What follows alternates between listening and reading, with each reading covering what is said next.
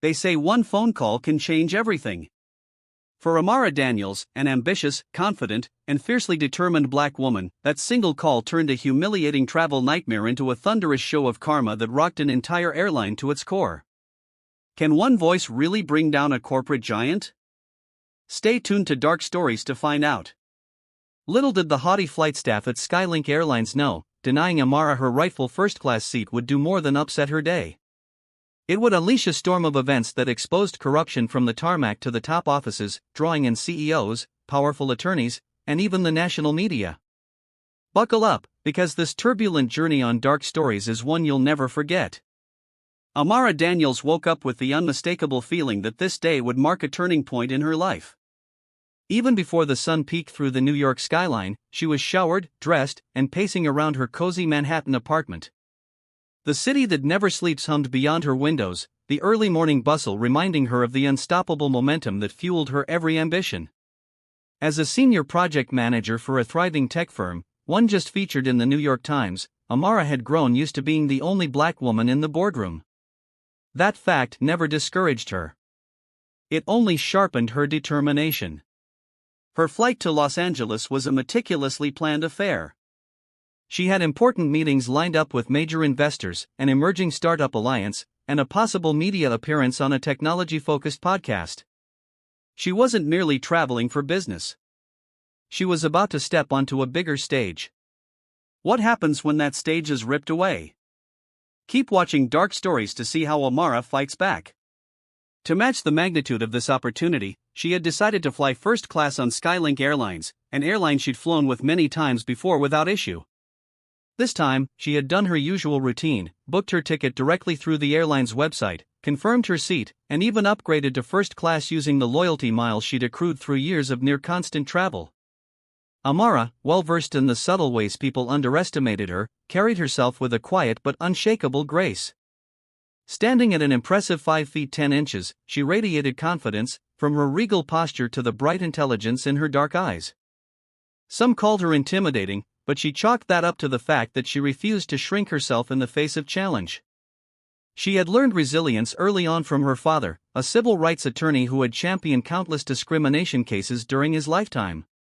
Every time Amara walked into a space, she carried his lessons with her like an invisible shield: be proud, be prepared, and be unafraid to stand up for what's right. That morning, Amara had no idea she was about to face a moment that would test every piece of that wisdom. Despite the sense of purpose coursing through her, there was a small voice at the back of her mind, a niggling apprehension she couldn't quite name. But she chalked it up to nerves. After all, the day's schedule was intense. She took a final glance at her phone, 5:45 a.m. Her flight was at 9 a.m. from John F. Kennedy International Airport. It was time to head out. She called a car service, triple-checked she had her wallet and ID, and lugged her suitcase into the waiting black sedan. As she sank back into the seat, Amara breathed in the crisp morning air. Little did she know, her fortitude was about to be tested in a way she had never experienced before. Arriving at John F. Kennedy International Airport, Amara joined the lines of bleary-eyed travelers, all pushing forward with that classic New York hustle. She had arrived 2 hours early, more than enough time to check in and breeze through security. After all, one of the perks of flying first class was a shorter line, an express lane to simplify the whole airport ordeal. With her carry-on in one hand and her garment bag in the other, Amara navigated the marble floors toward the designated first-class check-in counter for Skylink Airlines. "Good morning," she greeted the agent, a polished woman whose name tag read Carla. Amara placed her ID and ticket confirmation on the counter. "I'm checking in for first class to Los Angeles." Carla barely glanced at Amara's documents. The slowness of the agent's movement and the thinly veiled look of disapproval in her eyes gave Amara a twinge of unease. Something about Carla's demeanor was off, exuding a sort of condescension Amara had encountered too many times before. Even so, Amara maintained her polite smile, refusing to jump to conclusions. "Is this your ticket?" Carla asked, raising an eyebrow. "I'm not seeing you in the system for first-class seats." Amara felt a flicker of confusion and resisted the urge to let annoyance show. She carefully slid her phone forward. "I have the confirmation email right here." I upgraded to first class 2 weeks ago. The seat number is 2A. Carla took the phone, her acrylic nails tapping a staccato beat on the screen. That's strange, she muttered, not even attempting to mask the skepticism in her tone. She typed briskly on her terminal, the keys clacking as Amara watched the screen. Minutes felt like hours. Finally, Carla shook her head. I see a coach ticket for Amara Daniels, seat 28C, she said flatly. Amara's face hardened, but she kept her voice calm. With all due respect, that's not accurate. I paid extra miles to upgrade. I have a confirmation for seat 2A. Carla exhaled sharply. I'm sorry, Miss Daniels, but there's no record of that in our system. We can get you on the plane in seat 28C, but there's no first-class availability for you. Amara fought to keep her composure. She reached for her phone and pulled up the airline's official confirmation email. It says right here from Skylink, first-class upgrade confirmed, seat 2A. This isn't a mistake on my end. Carla's expression turned rigid. Ma'am, I can't help you. If you have an issue, you can speak to a supervisor or call customer support. The simmering tension boiled over inside Amara. She had flown with Skylink for years. She was a loyalty club member, someone who spent tens of thousands of dollars traveling for business. She never had a single problem until this moment. The stifling sense of injustice crawled up her spine like an old, unwelcome memory. She took a measured breath, recalling her father's teachings. Instead of launching into a heated argument, Amara quietly asked, "Then please let me speak to a supervisor." Carla rolled her eyes and picked up a desk phone. "Supervisor to front, please," she said in a clipped tone, her gaze traveling back to Amara with a dismissive flick. The day was already spiraling into something Amara had never anticipated. Yet, as the tension rose, she found a new surge of determination. She had earned that seat, and she wasn't about to be shunted aside. When the supervisor, a middle-aged man named Harold, arrived, Amara could tell from the set of his jaw and the impatience in his eyes that she was already seen as the problem passenger. He approached the counter as Carla gestured toward Amara with exasperation. "What seems to be the issue?" Harold asked in a half-hearted attempt at professionalism, though annoyance colored his voice. Amara, phone in hand, turned to face him. "I upgraded my ticket to first class weeks ago, and I have the official confirmation from Skylink right here, but I'm being told there's no record of my upgrade and that I have to sit in coach. I need this resolved, please." Harold glanced at Carla. "Did you check thoroughly?" Carla shrugged. "I did, and the system only shows a coach ticket." Harold typed Amara's information into the computer, scrunching his forehead as the screen lit up. He silently tapped keys for a few more seconds. "Well, it shows a seat in coach, 28C, he finally said, looking up at Amara. "You can either take that seat, or we'll have to rebook you on a later flight if you insist on a first-class seat. We don't have any more first-class seats left on this flight." Amara's grip tightened around her phone. "But the seat is mine. I have the email confirmation that was sent by your airline. I'm not sure why your system isn't reflecting that, but I have all the official proof that I'm entitled to seat 2A. Harold stared back with an expression that suggested he found Amara's insistence tedious. "I'm sorry for the inconvenience," he said in that monotone voice typically used for placating frustrated customers. "Mistakes happen, and it appears something's off with the booking. Our best bet is to get you on the plane now and sort out the difference in miles or payment later." For Amara, this was not just about a seat. This was about respect for her money, her time, and her dignity. The old pang of having to fight for what should be rightfully hers pricked at her heart. She glanced at Carla, then at Harold, noticing how they both seemed entirely too comfortable dismissing her claim. Amara knew this wasn't just an innocent error. She could sense an underlying tension that went beyond the glitch in the system. "Is there any possibility this seat was given away to someone else?" Amara asked, hearing the strain in her own voice. A fleeting glance passed between Carla and Harold, so brief one might miss it if they weren't already on high alert. Amara caught it. "No, absolutely not," Harold replied too quickly. "Look, Miss Daniels, I'll be real with you. We're short-staffed and dealing with system quirks. These things happen more often than you think. The only solution we can offer is for you to take a coach seat on this flight or see if there's another first-class seat on a later flight. Right now, we don't have any seats free in first class.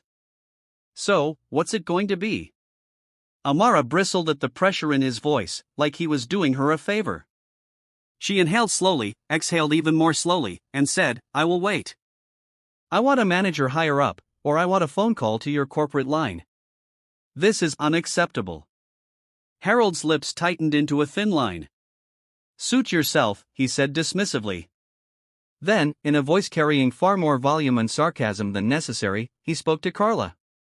Let's see if we can find a manager to help Miss Daniels. If she's going to stand here and hold up the line, we might as well do it properly. A few nearby customers were already gazing over, their curiosity piqued by the escalating conversation. Amara resisted the shame that tried to creep into her stomach. She reminded herself, never shrink. Never apologize for seeking justice. She held her head high, waiting for the manager Harold had called for. She had no clue that this was just the beginning of an ordeal that would push her patience, faith, and sense of justice to the brink. The airport crowd thickened as Amara stood at the check-in counter. People glanced in her direction, some giving sympathetic looks, others seemingly annoyed by the holdup. Amara was acutely aware of how this scene might look, a lone black woman challenging airline staff over a first-class seat. She could feel the quiet judgment swirling around, but she refused to budge. After 10 agonizing minutes, a woman in a sharp navy suit approached. Her name tag read Maria, floor manager. She offered Amara a thin smile that didn't quite reach her eyes. Good morning, Miss Daniels. I'm Maria, one of the managers here. How can I help? Amara repeated her story for the third time. Maria's brow furrowed as she scanned the email on Amara's phone, then compared it to the internal records. This is unusual, she said, her polite tone more measured than Harold's. We have a first-class seat booked under your name, but it's not showing up as available in our system, almost like it's been overridden. Amara latched onto the word overridden. Could you elaborate on how that might happen? She asked, her voice careful. Maria sighed. Sometimes, if a VIP or an airline staff member needs a seat, the system can override an existing booking, but typically that requires approval from higher-ups. I'm not sure what happened here, but it's above my pay grade to investigate thoroughly right now. We have less than an hour until departure. At that, Amara's heart sank. She knew corporate back-office decisions could be messy, and perhaps she was a casualty of an internal power play. So, am I expected just to suck it up and be bumped to coach? Amara asked, her frustration mounting. Maria glanced around, aware of the gathering crowd. Let's step aside to discuss, Miss Daniels, she offered, motioning toward a quieter corner away from the main line. Amara followed, relieved to be out of the spotlight, yet still incensed at the injustice. Carla and Harold exchanged annoyed looks but said nothing further. Once they reached a more private spot, Maria lowered her voice. We do have a policy that if you have documented proof of a legitimate seat assignment in first class, we're supposed to honor it. However, we only have the seat physically available if nobody else has physically checked into it. Let me see if seat 2A has been given to another passenger yet. Amara clutched her phone, adrenaline coursing through her. Please do. Maria radioed another staff member, quietly asking for the seat status. After a brief exchange crackling through the radio, Maria's face fell. She turned to Amara with regret. Seat 2A has already been taken by a Mr. Greenfield, who apparently checked in about 20 minutes ago, and the flight is fully booked in first class. I'm really sorry, Miss Daniels. The apology was not enough to soothe Amara's outrage. Who exactly is Mr. Greenfield? Amara demanded. Is he some kind of airline executive or special VIP? Maria cleared her throat. I'm not at liberty to say who he is, but from the system flags, yes, it appears he might be connected to the airline at a higher level. I'm sorry. In that moment, Amara realized she was battling more than a system glitch. She was battling the nepotism and privilege that often lurked behind corporate facades. But Amara also realized something else: she wasn't powerless. She had contacts. She had resources. And she certainly had a voice. Before she could formulate her next move, Maria's walkie-talkie buzzed again, instructing her to rejoin the main counter due to a rush of passengers. Maria gave Amara another polite look. "I have to go, Miss Daniels. I truly wish I could do more." Amara offered a tight smile. "Thank you, Maria. I appreciate you at least being honest." As Maria disappeared into the bustling crowd, Amara took a deep breath. She felt a swirl of emotions, hurt, anger, but also a stubborn resolve. She could almost hear her late father's voice echoing in her mind, "Sometimes you have to make a stand so that the next person doesn't have to fight the same battle." Amara wasn't about to let this slide.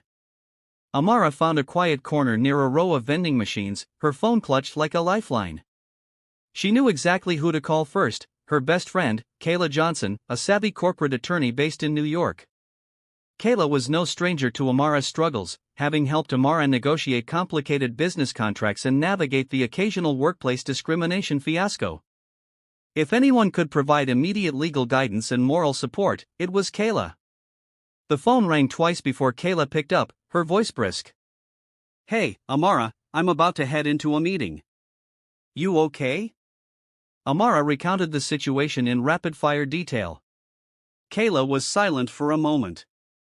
"That's blatant," she said quietly. "They can't just bump you off a seat you rightfully paid for.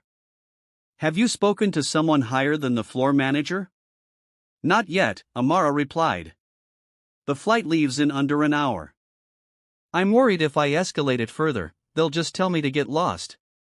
Kayla hesitated. "I can draft a quick letter or email, but that might not carry enough weight in the short time you have. However, you know I have some ties to the FAA's legal department. I could drop a call or text, but Amara, are you sure you want to escalate this? It might become a bigger mess than you bargained for." Amara stared at the crowd rushing by, each person oblivious to the swirl of conflict in her chest. "I want to do what's right," she finally said. "This is discrimination, pure and simple. They had no problem making me jump through hoops. I won't just swallow it." Kayla's voice steadied.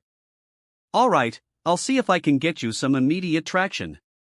Also, I'd suggest you gather any footage or witness statements. If you're going to raise a legal storm, evidence is your best friend." Amara quickly thanked Kayla and hung up. Next, she scrolled through her contacts until she found a name, Victoria Hammond. Victoria was a tenacious investigative journalist at a major news outlet. Amara had met her at a tech conference a year ago, and they'd bonded over a mutual passion for social justice. If Amara needed media backup, Victoria might be the perfect ally. The phone rang, but Victoria didn't pick up. Amara left a brief, urgent voicemail. Then, feeling the minutes slip away, she realized the gate would start boarding soon. She had to make a decision, either accept a seat in coach or stand her ground, potentially missing the flight. She weighed the importance of her meetings in Los Angeles against the principle of the matter. Her father's voice once again echoed in her mind, "Principles, Amara, without them, you'll drift wherever the current takes you." She inhaled sharply. Her path was clear. She marched back to the check-in counter, scanning the area until she spotted Harold and Carla talking to each other. As she approached, Harold caught sight of her and sighed loudly, looking to Carla with a roll of his eyes as if to say, "Here we go again." Amara resisted the urge to respond with a sharp retort. She needed to keep her composure. "I want to speak with whoever is in charge of decisions above your manager, Maria," Amara announced. "I also want the contact information for Skylink's corporate office." Harold blinked. "Miss Daniels, you're pushing time. The flight's boarding soon. Are you sure this is how you want to handle things?" Amara folded her arms. "Yes, I'm sure. Now, who's the next person in line I can speak to?" Harold sighed again, evidently deciding this wasn't a battle worth fighting. He disappeared into a staff-only corridor, leaving Carla alone at the desk. Carla's gaze was icy, but Amara refused to look away. "You know you're really making this hard on everyone?" Carla said, clearly irritated. Amara raised an eyebrow. Hard on everyone? I paid for this seat, and you gave it to someone else. Hard on you or hard on me? Carla smirked. You people always think. Amara's cheeks flamed. What exactly do you mean by you people? Carla's eyes flickered with panic for a brief second. I mean passengers who think they can bully staff to get their way. Amara's heart drummed wildly. She was done playing it cool. Save it, she snapped, turning away so she wouldn't say something she'd regret later. The tension crackled in the air. Within minutes, Harold re-emerged with someone Amara recognized, an assistant manager she'd seen in passing on a previous flight. His name tag read James, Assistant Operations Manager. He was tall, middle-aged, with a forced smile that seemed more like a grimace. Miss Daniels, he began, his tone too cheerful. I'm James. Let me first apologize for any inconvenience you've experienced. I understand you believe you had a first-class seat that isn't being honored. Amara clenched her jaw. That's exactly right. And I don't just believe, I have written proof. James nodded sympathetically, though Amara suspected it was all for show. I see. Well, Miss Daniels, while I empathize, the reality is that seat 2A is already occupied by another passenger who checked in. The plane is fully booked. We can't force them off. I never asked you to force them off. I asked you to honor the seat I was confirmed for, Amara countered. So, how are we going to resolve this, James? He spread his hands in a helpless gesture. We can offer you seat 28C in coach.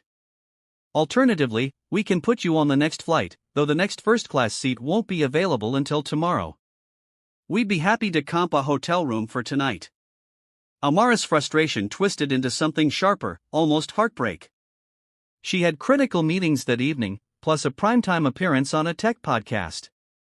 Missing a day would mean losing momentum she'd spent months building. She sucked in her cheeks. A hotel room?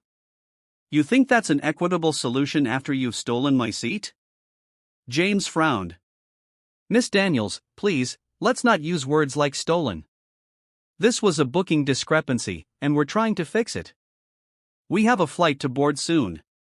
A small group of bystanders had begun to gather, their curiosity piqued by raised voices and the friction in the air. Amara felt her heart pounding, her father's lessons urging her not to relent. She lifted her chin. Get me someone at the corporate level. I'm calling my attorney, and I'm escalating this. James stiffened. Ma'am, that's your right. But unless you accept our offer, you won't be boarding this flight. Amara locked eyes with James, her voice quivering with anger that threatened to spill over. I understand, she said, her words clipped. Believe me, I understand perfectly. In that moment, Amara decided she would not board that flight. Not in coach, not in some seat tossed to her like scraps. She'd escalate, even if it cost her everything. The fight had only just begun, and she was ready to take it to the highest level. As Amara watched the passengers of Flight 172 to Los Angeles file past the gate, she felt a pang of regret. She should have been among them, settling into seat 2A, sipping a pre-flight beverage, prepping her notes for the day's meetings. Instead, she stood off to the side, arms folded protectively over her chest while gate agents announced final boarding. Her phone buzzed. It was a text from Kayla. I'd made a call. Someone from the FAA might be reaching out to you. Hang tight. Amara exhaled relief. She knew Kayla had clout and that the Federal Aviation Administration took issues of discrimination seriously, even though Amara suspected the airline would try to pass this off as a trivial booking error. Just as the gate doors slid shut, Amara received another call. This time it was from Victoria Hammond, the investigative journalist. Amara stepped away from the gate to answer, her pulse quickening. I'm listening. Victoria's voice came through crisp. I got your voicemail. Want to fill me in? Amara launched into a succinct summary of the fiasco, emphasizing the suspicious nature of her seat being overridden and Carla's troubling comment, "You people always think." Amara laid it all out. Victoria sounded incensed by the time Amara finished. This smells of systematic discrimination, she said flatly. You're sure you had the seat? You have the email and booking receipt? Absolutely, Amara said, pacing the hallway. I'm not imagining things. I have everything documented. Victoria hummed thoughtfully. I'll see what I can do. I may write a quick piece on this or at least post about it on social media to see if anyone else has experienced something similar with Skylink. Keep me updated, Amara. And don't let them intimidate you into dropping this. Amara thanked her and ended the call, feeling marginally better. Support was gathering around her, and it validated her sense of injustice. She pulled up her email to check her schedule in Los Angeles. She'd have to cancel or reschedule everything. Some potential clients might understand, but others might see it as unprofessional. This is the cost of standing up for principle, she thought, clenching her teeth as frustration churned in her gut. On her way to the airline's customer service desk, Amara caught sight of Carla moving about behind the gate's podium. She considered confronting her again, demanding an apology or an explanation. But Amara knew it was futile. She could almost hear Kayla's legal advice: don't corner them. Let them slip up on their own. Besides, Amara's fight was now with higher-ups, not with a gate agent who clearly didn't respect her. She forced herself to walk past without a glance. At the customer service counter, a middle-aged agent with a kind face greeted her. Amara attempted to remain calm. She explained, for what felt like the 100th time, the seat situation and asked for a direct phone number or email to Skylink's upper management. She also requested a formal complaint be lodged. The agent dutifully took notes, gave Amara a printed complaint reference number, and provided a generic customer relations email address. It's best if you also follow up with them directly, Miss Daniels, the agent suggested. They typically respond within 30 days. You can also file a formal complaint with the Department of Transportation if you suspect discrimination. Amara pocketed the slip of paper, thanked the agent politely, and walked away. The overhead screen showed that Flight 172 had departed. She felt a hollow pit in her stomach. The next flight to Los Angeles left in 2 hours, but there was no guarantee of a first-class seat, and Amara was in no mood to hand Skylink another dime. She grabbed a coffee at a nearby shop and settled into a seat by a window overlooking the busy runway. Planes roared in and out, carrying hundreds of passengers to their destinations. Yet Amara was stuck, not just physically, but emotionally, caught in the swirl of righteous anger and the gnawing doubt about whether she'd made the right choice. Her father's voice from the past echoed again: the moment you let them push you around is the moment they know they can do it again. Those memories fueled her commitment. Discrimination was not new to Amara, but it never stopped stinging. She remembered how, as a little girl, her father had taken her to civil rights rallies, explaining the importance of unity and standing up against injustice. She remembered the pride and defiance in his eyes when he told her, "One day, Amara, your voice will matter in rooms where people think you don't belong." Well, here she was with an unwanted opportunity to show them just how powerful her voice could be. She sipped her coffee, its warmth seeping through the cardboard cup. Then she opened her laptop, connected to the airport Wi-Fi, and began typing out a concise yet powerful statement of what had happened, attaching screenshots of her booking confirmation and the seat assignment. She planned to send it to everyone who could make a difference: Kayla, Victoria, the FAA contact Kayla had mentioned, even the Department of Transportation's official complaint line. She wasn't going to wait 30 days for a half-baked apology. Skylink Airlines might have messed with the wrong passenger this time. Hours later, Amara was back at her apartment, her LA plans in shambles. She'd cancelled her meetings, arranged a Zoom session for the most critical one, and apologized profusely to clients who had expected her in person. Exhausted from the emotional toll, she settled onto her couch. She felt a swirl of disappointment, anger, and a strange undercurrent of excitement, like the spark before a wildfire. Her laptop pinged. A new email from Victoria read, subject, Skylink Inquiry. Amara, I've made some calls and discovered several other complaints against Skylink in the last year.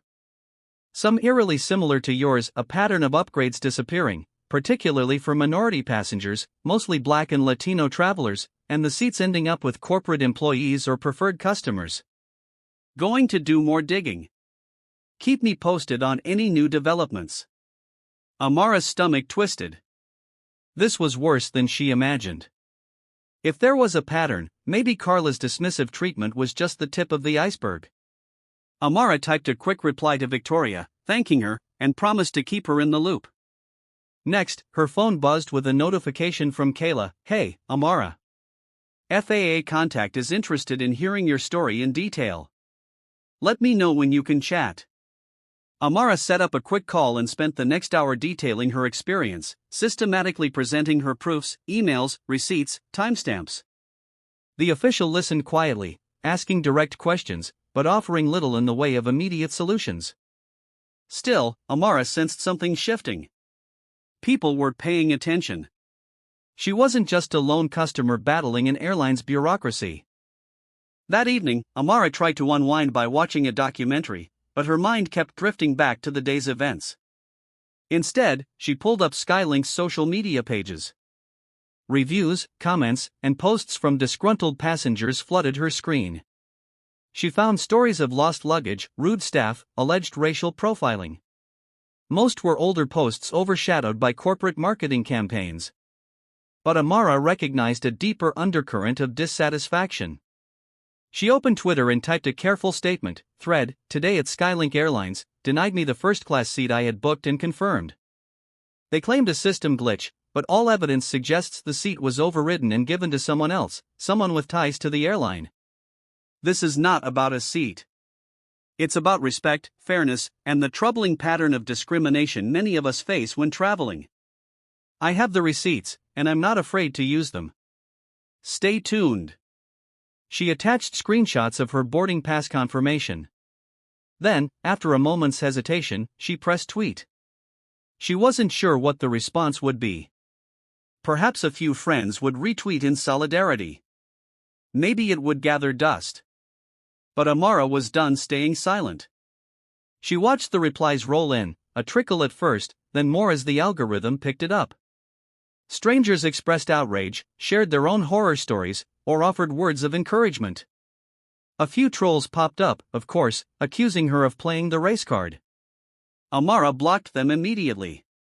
She wouldn't let them derail her. Before long, a direct message arrived from a verified Twitter handle. Hello, Amara. I work with a civil rights advocacy group. We'd like to discuss your experience with Skylink. Let us know if you're open to a conversation. Amara felt her heart skip. She typed back that she was interested. By midnight, Amara had gained a few hundred new followers. Journalists and activists retweeted her story. Some even tagged Skylink's corporate account. Amara's phone buzzed incessantly, lighting up her small living room with each notification. Each time she read a supportive message, a flicker of hope replaced her anger. Maybe, just maybe, the system would be forced to reckon with her story. Finally, exhaustion overcame her. She set her phone to silent and let herself drift to sleep, the city lights reflecting on her walls. She dreamed of her father standing in front of a courtroom, passionately defending someone who'd been wronged. In the dream, he turned to Amara, smiled, and said, "Now it's your turn to speak." The next morning brought a flurry of developments. Amara woke to find her Twitter thread had gone semi-viral, garnering thousands of likes and retweets overnight. Several people had tagged prominent civil rights lawyers, consumer advocacy groups, and mainstream news outlets. Drowsy from sleep, Amara rubbed her eyes and scrolled through the stream of messages. She felt a swell of gratitude for the strangers rallying behind her. Yet, she also felt the weight of increased scrutiny. This was no longer a private dispute. It was turning into a public battle. She saw an email from Kayla sent at 2 a.m. Skylink's legal team reached out to me. Amara, they want to discuss a settlement and quell this before it becomes a bigger PR issue. Let's talk ASAP. Amara's eyebrow shot up. A settlement already? She called Kayla immediately, nearly knocking over her coffee in her haste. Hey, Kayla greeted, her voice tight. I was about to call you. They're basically offering to refund you the cost of your flight and give you some airline vouchers if you'll retract your social media posts. Classic hush money. I told them to put it in writing. Amara felt her stomach churn. Hush money? Are you serious? Kayla sighed. They didn't phrase it that way, of course, but that's what it is. They're trying to mitigate the damage from your tweets, Amara. You struck a nerve, especially with the mention of possible discrimination. They're worried about legal ramifications and bad press. Amara drew a shaky breath. I'm not taking hush money, Kayla. This is bigger than me. If there's a pattern of them doing this to other black or minority passengers, I want it exposed. Thought you might say that, Kayla replied, a hint of pride in her tone. I told them we'd need to see official statements, an apology, and a corrective plan at the very least. Haven't heard back yet. But Amara, just be prepared. If they can't buy you out, they'll go on the offensive. Corporations often do. I'm ready, Amara said, trying to sound more confident than she felt. I'm not alone in this fight, Kayla. The public outcry is real. Victoria is investigating. The FAA is sniffing around, and we have civil rights groups reaching out. Let them try to bully me. I'm not caving. That's my girl, Kayla said softly. I'll keep you posted on any new legal developments. Amara hung up, hands trembling with a mixture of nerves and determination. She stared at her phone at the flood of Twitter notifications. She saw an unexpected mention at Skylink Airlines' response to allegations of seat theft and discrimination. Amara's heart pounded as she clicked the link. It led to a short statement on Skylink's official Twitter account. We take these claims very seriously. At Skylink Airlines, we strive to provide excellent service to all customers regardless of race, gender, or background. We are currently investigating the incident to ensure our policies were followed. We regret any inconvenience experienced by Miss Daniels. Amara grimaced. Investigating the incident. She knew what that meant. They were likely circling the wagons, preparing to spin the story in their favor. Or maybe they were truly investigating. Either way, Amara braced herself for whatever came next. She decided to strike first publicly. Amara composed a brief reply to Skylink's statement. At Skylink Airlines, my documents prove your system overrode my first-class ticket. Multiple employees refused to address the issue, and I faced disrespectful, racially tinged remarks. Investigating is a start, but so is transparency. I'm ready to provide all evidence. Are you? She hit send, her pulse buzzing with a strange mixture of trepidation and power. She was pushing a major airline into a corner. The question was, would they come out fighting or concede? Later that afternoon, Amara's phone rang with an unfamiliar number. She hesitated, then answered. A woman's voice, hushed and anxious, came through. Hello, is this Amara Daniels? It is, Amara replied. Who's calling? A pause, then, I'd prefer not to say my full name. Let's just say I'm an employee at Skylink. I've seen your tweets. I have information you need to know.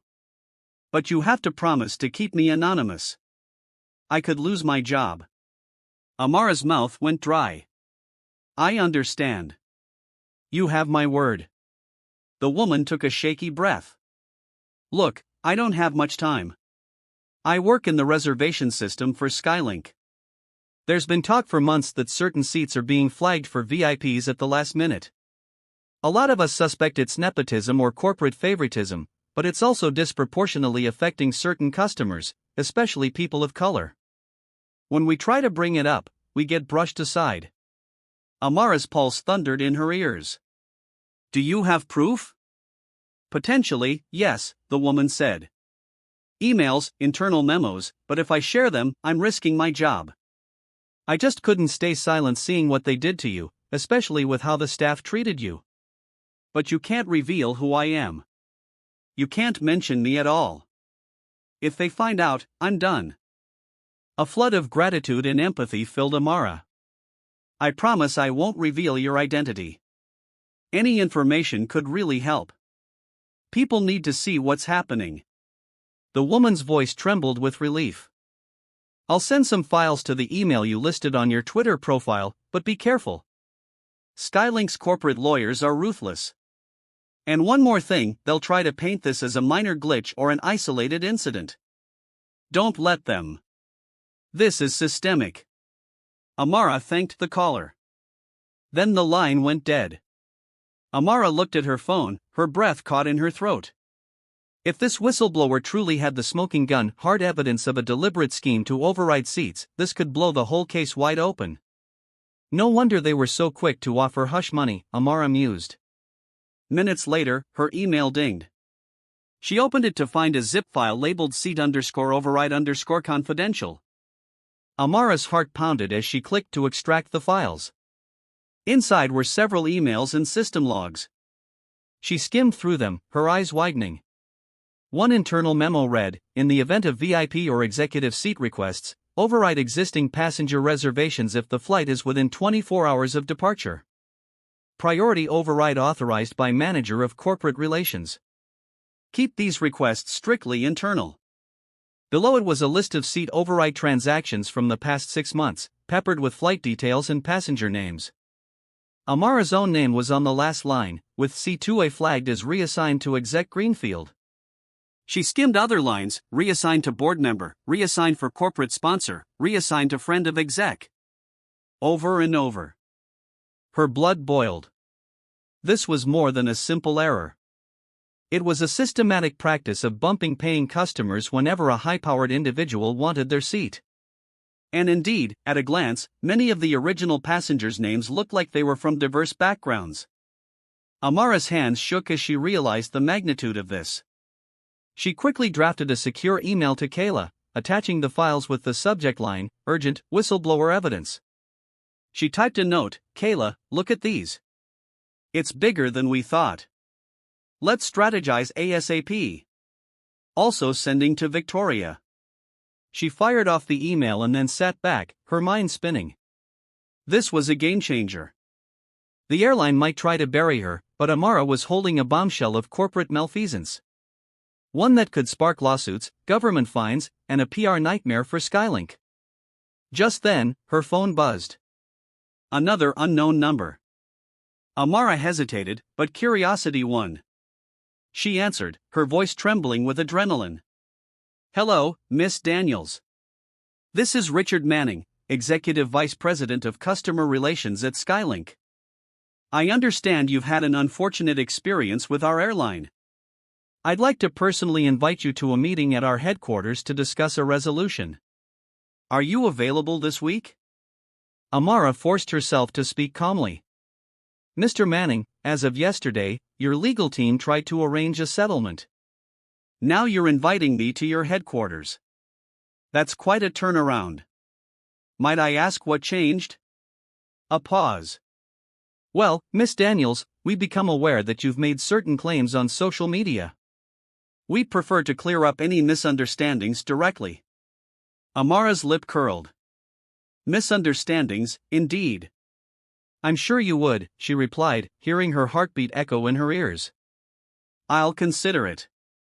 In the meantime, any further communication should go through my attorney." She ended the call before he could respond, a sense of grim satisfaction washing over her. She was no longer just Amara Daniels, a wronged passenger. She was Amara Daniels, armed with proof, allies, and a platform. Skylink had no idea the storm that was about to burst upon them. 2 days later, Amara found herself standing in the towering lobby of Skylink Airlines corporate headquarters in downtown Manhattan. Tall glass windows spanned the entire facade, reflecting the bustling streets below. Inside, the marble floors and sleek modern design exuded an air of corporate gravitas. Amara wore her sharpest blazer, flanked by Kayla on one side and a representative from the civil rights advocacy group Amara had recently connected with. A uniformed security guard escorted them up to a spacious conference room on the 25th floor. Floor-to-ceiling windows provided a panoramic view of the city. There, seated at a sleek oval table, were 3 Skylink executives: Richard Manning, whom Amara recognized by his voice, a sour-faced corporate lawyer named Teresa Hill, and an HR director Amara didn't know. "Miss Daniels," Richard Manning said, standing up to shake her hand with a plastic smile. "Thank you for coming. We appreciate your time and the opportunity to address your concerns." Kayla stepped forward, ignoring his outstretched hand. "Kayla Johnson, legal counsel for Miss Daniels. We appreciate the invitation, but let's cut to the chase. We have evidence that Miss Daniels' seat was deliberately overridden to accommodate a VIP. We also have reason to believe that this is not an isolated case. Care to explain? Richard's facade faltered momentarily. Teresa Hill, the lawyer, immediately cleared her throat. We're conducting our own internal review. At this time, we can't confirm or deny the veracity of these claims. Kayla slid a folder across the table, revealing copies of the whistleblower's files. Perhaps this documentation will assist your internal review. Teresa's eyes flickered over the papers, her jaw tightening. She offered a forced smile. I see. Well, these documents certainly require further scrutiny. Richard shifted in his seat. The HR director, a woman named Patricia, leaned forward, hands folded. We'd like to find a mutually agreeable path forward, she said in a conciliatory tone. If errors were made, we want to rectify them. Customer satisfaction is our priority. Amara stared at Patricia, resisting the urge to laugh. Customer satisfaction? I was humiliated in front of other passengers, told my seat didn't exist when I had clear proof, and I was subjected to a gate agent's offensive comments. You think a vague promise of customer satisfaction will fix that? Patricia's cheeks flushed. We're prepared to offer compensation, financial, as well as a formal apology, and perhaps an upgraded status in our loyalty program if Miss Daniels would be willing to retract her allegations on social media. The civil rights rep next to Amara shook her head. Unbelievable. This is bigger than Amara. You've systematically targeted minority passengers to favor corporate VIPs. That's unethical and likely illegal, especially if discrimination played a role in whose seats got bumped. Teresa Hill stepped in. We'll certainly investigate that angle. However, correlation is not causation. Without concrete evidence that race was a factor, your allegations won't hold up legally. Let's be reasonable. This can be resolved quietly. Amara bristled. I have more than enough evidence of a pattern. Skylink can spin it however you want, but the public is already on my side. And if you think I'm the only one, check social media. Others are coming forward with similar stories. Kayla added, your best move is to come clean, revise your internal practices, and make a public apology. Any attempt to silence Miss Daniels only further incriminates you. Richard hesitated, glancing at Teresa, who gave a subtle nod. All right, he said, exhaling. We're willing to draft a statement acknowledging the seat reassignments and commit to halting the override policy. We'll also issue a personal apology to Miss Daniels. In return, we ask that Miss Daniels acknowledges that the discrimination aspect has not been conclusively proven. Amara felt rage twist her stomach. Conclusively proven? Let's not kid ourselves. I was singled out, disrespected, and replaced by an airline executive's friend. That's not a random glitch. It's part of a pattern. Teresa opened her briefcase, retrieving some papers. These are the terms we propose. She slid them across the table. Read through them. Make any red lines with your attorney. We can finalize quickly. Kayla began skimming, her brows knitted in concentration. Amara looked on, feeling a swirl of emotions, vindication that the airline was cornered, disgust at their attempts to minimize her pain, and uncertainty about how far she was willing to push. After a tense few minutes, Kayla set the papers down. This is heavily skewed in Skylink's favor. You want Amara to publicly retract any claims of racial motivation and sign a non-disclosure agreement about your override policy. Unacceptable. Teresa pressed her lips into a thin line. We're trying to protect our business from unfounded allegations. The override policy, while flawed, doesn't necessarily equate to racism. The civil rights rep cleared her throat. If Amara signs an NDA, you bury the story, and it continues to happen. That's the real reason for your hush money, to hide how many times this has happened to minority passengers. Richard's eyes flashed. We'd appreciate a respectful tone in these discussions. Let's not hurl baseless accusations. Amara leaned forward. The accusations aren't baseless. We have internal memos. We have testimonies. People are talking. This is bigger than me. Patricia, the HR director, swallowed nervously. We understand your position. What would it take to come to an agreement? Kayla and Amara exchanged a look. Finally, Kayla spoke, her voice steady. Public apology, monetary damages that reflect the seriousness of the harm, plus a transparent plan to eradicate the override system or enforce strict anti-discrimination guidelines. And no gag clause on Amara. She's free to speak her truth. Teresa frowned. That's a tall order. Kayla shrugged. Then we'll see you in court, and the public will watch every detail unfold. A tense silence filled the room. Richard finally spoke, each word measured. We'll review your demands and be in touch. In the meantime, Miss Daniels, we ask that you refrain from further inflammatory statements online. Amara gave a wry smile. I'll refrain from false statements, Mr. Manning. Everything else is fair game. With that, she stood, gathering her things. Kayla and the civil rights rep followed suit. They left the conference room, leaving the stunned executives behind. In the elevator ride down, Amara closed her eyes, exhaustion mingling with a sense of accomplishment. They had confronted Skylink's top brass, refused to be silenced, and made it clear they wouldn't settle for anything less than justice. This is for every person who's ever been treated like less, Amara thought. We're just getting started. In the week that followed, the scandal ballooned. Multiple news outlets published investigative reports featuring interviews with passengers who recounted similar experiences. Whistleblowers continued to leak documents revealing how override decisions were sometimes influenced by passengers' perceived status or social connections, with minority travelers disproportionately losing out. Amid public outcry and calls for an official investigation, Skylink's stock value began to plummet. Amara tried to maintain her composure, but she was inundated with media requests, legal updates, and online harassment from trolls accusing her of trying to destroy an American company. She leaned heavily on Kayla for legal guidance and her small circle of family and friends for emotional support. An unexpected twist came when a prominent airline investor filed a lawsuit against Skylink, claiming the override scandal devalued the company and constituted corporate malpractice. This caused an avalanche of investor panic, and rumors spread that Skylink's CEO and several top executives were under pressure to resign. While Amara had attained some measure of closure, the fallout for Skylink's former leadership was only beginning. Soon after the settlement, multiple lawsuits, some class actions, were filed against the airline and key executives. Regulators slapped hefty fines on Skylink, citing unethical practices and possible civil rights violations. News broke that the executive, Mr. Greenfield, the one who took Amara's seat, had been fired for misusing his position.